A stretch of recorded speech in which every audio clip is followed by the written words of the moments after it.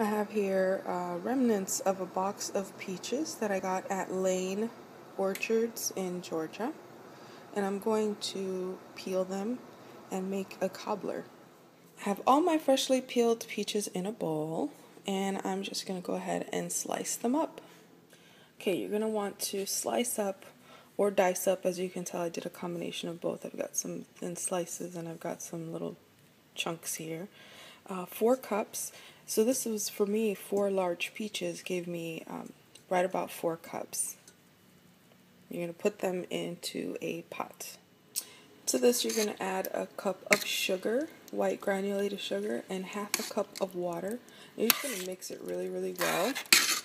And once you have it really good and combined, you're going to bring it to a boil and then let it simmer for about 10 minutes. Now this recipe is good for a 3-quart baking dish, but I am going to divvy it up into smaller dishes. So this is actually a 1-quart dish, this is a 1-quart dish, and those 4 together are a 1-quart dish. So there's my 3 quarts, it's just going to be spread out. You're going to add 8 tablespoons of butter to your dish. I divvied it up among all my dishes. And you're just going to put this in the oven just to melt the butter.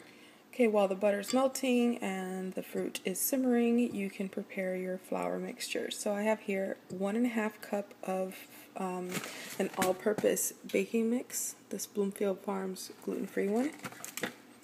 I have a ½ teaspoon of baking powder, 1 cup of white granulated sugar, and to this I'm going to add a 1.5 cups of milk. I'm going to use almond milk. And I just want to, while I add the milk really slowly, I want to have this continually stirring because you want to avoid any clumps.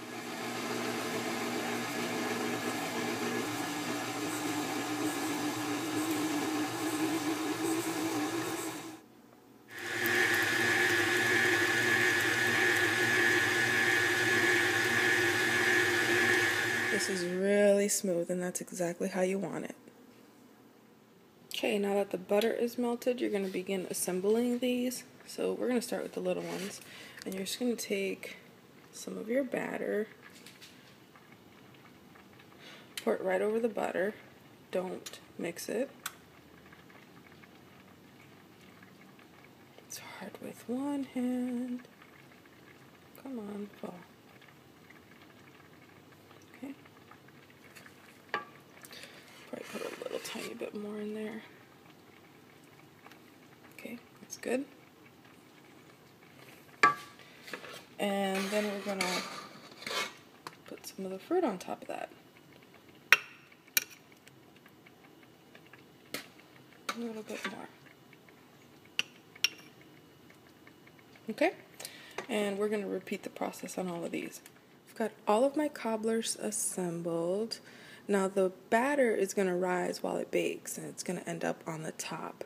But what you can do now is you can add some ground cinnamon to the tops of these. I'm going to do it on half of them.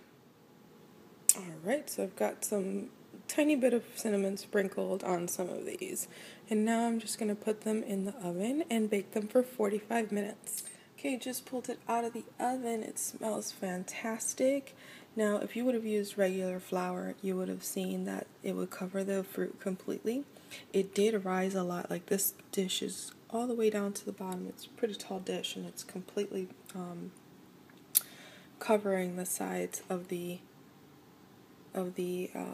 dish, but it didn't cover the fruit on top, which we don't care. We love it that way anyway. But this recipe, the way that I split it up is going to be for 12 servings, but if you make it in one dish, it says 8 to 10. I think that those serving sizes are a little bit off anyway, so I'm going to go with 12.